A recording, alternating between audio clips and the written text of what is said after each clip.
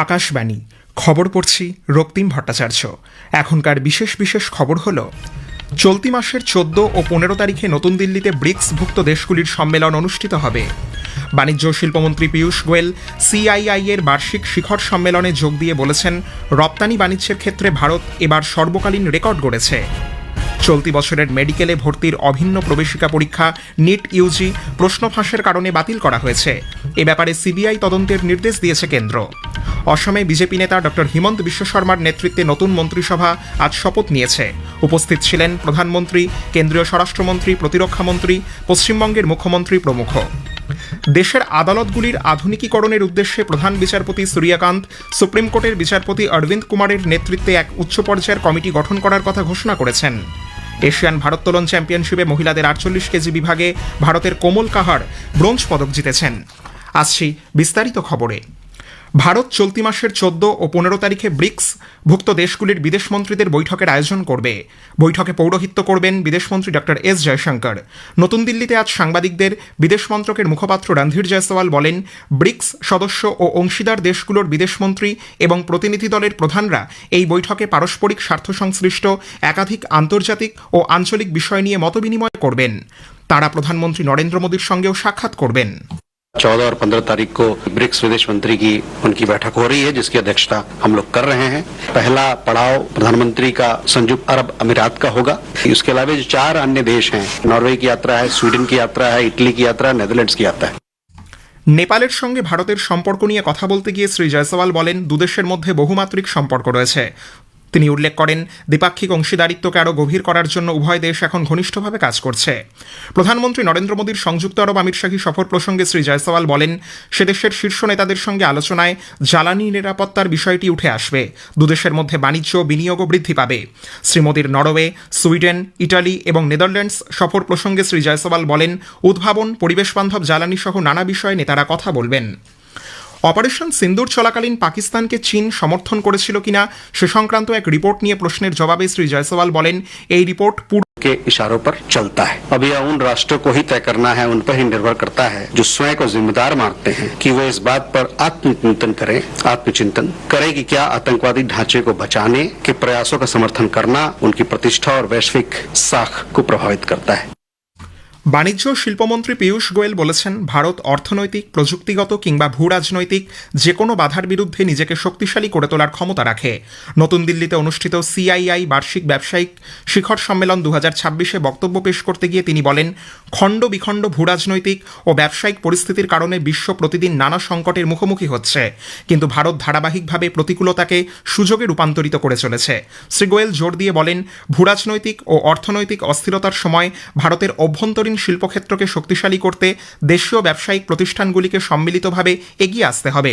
তিনি উল্লেখ করেন, ভারতের মোট রপ্তানির পরিমাণ আনুমানিক $863 বিলিয়ন বলে মনে করা হচ্ছে, যা সর্বকালীন রেকর্ড।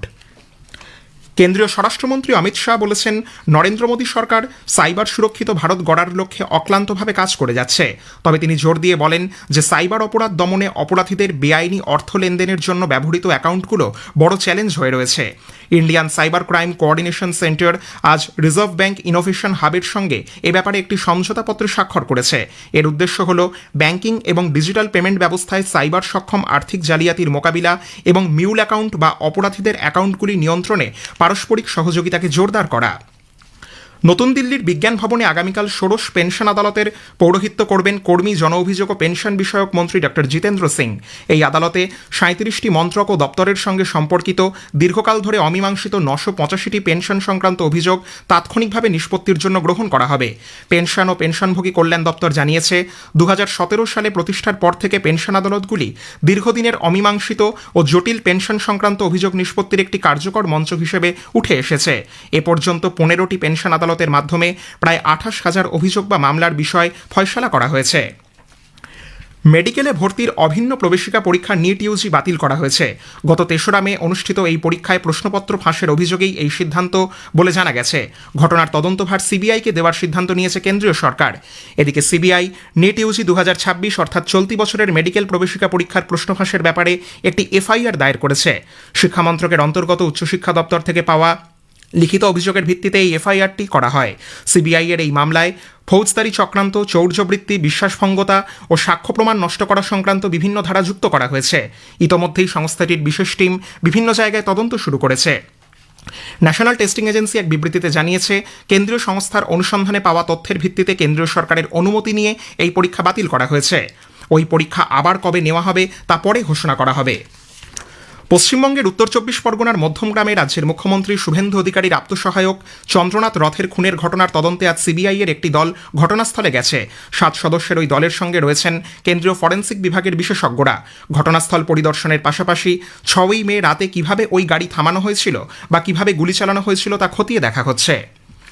প্রধানমন্ত্রী নরেন্দ্র মোদী আগামী শুক্রবার 5 দেশ সফরে রওনা হবেন। 6 দিনের এই সফরে তিনি সংযুক্ত আরব আমিরশাহী, নেদারল্যান্ডস, সুইডেন, নরওয়ে ও ইতালি যাবেন। আজকের প্রসঙ্গের এবারের বিষয় আয়ুষ্মান ভারত। এই নিয়ে কল্যাণী এইমসের medical superintendent professor doctor Mahua চট্টোপাধ্যায়ের সঙ্গে কথা বলেছেন দিব্য দে। আকাশবাণীর সংবাদ বিভাগ প্রযোজিত অনুষ্ঠানটির প্রথম পর্ব শুনতে পাবেন আজ রাত 8টায় গীতাঞ্জলি, ডিটিএইচ বাংলা এবং আকাশবাণী সংবাদ কলকাতা সোশ্যাল মিডিয়া প্ল্যাটফর্মে। খবর শুনছেন আকাশবাণী থেকে। অসমে বিজেপি নেতা ডক্টর হিমন্ত বিশ্ব শর্মার নেতৃত্বে নতুন মন্ত্রিসভা আজ শপথ নিয়েছে। ৰাজ্যপাল লক্ষণ প্ৰসাদ আচার্য মুখ্যমন্ত্রীকে শপথ বাক্য পাঠ করান। মই শ্ৰী হিমন্ত বিশ্ব শৰ্মা ঈশ্বৰৰ নামত শপত লওঁ যে বিধিৰ দ্বাৰা স্থাপিত ভাৰতৰ সংবিধানৰ প্ৰতি মই প্ৰকৃত বিশ্বাস আৰু আনুগত্য পোষণ কৰিম। হিমন্ত বিশ্ব শর্মার সঙ্গে শপথ নিয়েছেন আরও 4 জন মন্ত্রী। এদের মধ্যে 2 জন বিজেপির, বাকি 2 জন জোটসঙ্গী দল অসম গণপরিষদ ও বোডোল্যান্ড পিপলস ফ্রন্ট থেকে নির্বাচিত। খানাপাড়ায় ভেটেরিনারি কলেজ ময়দানে শপথ গ্রহণ অনুষ্ঠানে প্রধানমন্ত্রী নরেন্দ্র মোদী, কেন্দ্রীয় স্বরাষ্ট্রমন্ত্রী অমিত শাহ, প্রতিরক্ষামন্ত্রী রাজনাথ সিং উপস্থিত ছিলেন। বিজেপি শাসিত রাজ্যগুলির মুখ্যমন্ত্রীরাও এই শপথ গ্রহণ অনুষ্ঠানে যোগ দেন। পশ্চিমবঙ্গের মুখ্যমন্ত্রী শুভেন্দু অধিকারীও এই শপথ গ্রহণ অনুষ্ঠানে উপস্থিত ছিলেন। দেশের আদালতগুলির আধুনিকীকরণ ও এই উদ্দেশ্যে সরকারি বরাদ্দ 40 থেকে 50 হাজার কোটি টাকা সুনিশ্চিত করার নীল নকশা প্রস্তুত করতে ভারতের প্রধান বিচারপতি সূর্যকান্ত সুপ্রিম কোর্টের বিচারপতি অরবিন্দ কুমারের নেতৃত্বে এক উচ্চ পর্যায়ের কমিটি গঠন করার কথা ঘোষণা করেছেন। জুডিশিয়াল ইনফ্রাস্ট্রাকচার কমিটি আদালতগুলির পরিকাঠামোগত অভাব দূর করতে সরকারের থেকে প্রয়োজনীয় অর্থনৈতিক সহযোগিতা পেতে সাহায্য করবে। স্কুল শিক্ষা ও সাক্ষরতা বিভাগের সচিব সঞ্জয় কুমার জানিয়েছেন, এনসিইআরটি এবং সিবিএসই যৌথভাবে 3য় থেকে 8ম শ্রেণীর শিক্ষার্থীদের জন্য কম্পিউটেশনাল থিঙ্কিং এবং কৃত্রিম বুদ্ধিমত্তার উপর একটি নতুন পাঠ্যক্রম চালু করেছে। এই উদ্যোগ প্রসঙ্গে শ্রী কুমার জানান, গ্রীষ্মকালীন ছুটির সময় শিক্ষকদের প্রয়োজনীয় প্রশিক্ষণ প্রদান করা হবে এবং ছুটি শেষে স্কুলগুলো খোলার পরপরই এই বিষয়গুলির পাঠদান শুরু হবে।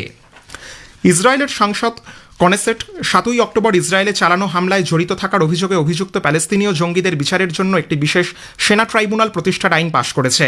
এই আইনে ইসরায়েলের সামরিক বিচার ব্যবস্থার অধীনে একটি বিশেষ আদালত গঠনের সংস্থান রয়েছে। সেখানে উল্লিখিত হামলায় ইসরায়েলি নিরাপত্তা বাহিনীর হাতে আটক হওয়া 300 জন অভিযুক্ত জঙ্গির বিচার করা হবে। নেপালের লুম্বিনী প্রদেশের আরঘাঞ্চি জেলায় একটি যাত্রীবাহী বাস দুর্ঘটনায় 4 জন মহিলা ও 1 জন পুরুষ নিহত, আরও 20 জন আহত। পুলিশ সূত্রে খবর, অন্তত 30 জন যাত্রী নিয়ে বাসটি সুপা দেউরালি মন্দিরে তীর্থযাত্রা শেষে পার্বত জেলায় ফিরছিল। পানিনি গ্রামীণ পৌরসভার 8 নম্বর ওয়ার্ডের দুর্গাফন্দ কুড়ুলেতে বাসটি রাস্তা থেকে ছিটকে প্রায় 100 মিটার নিচে পড়ে যায়।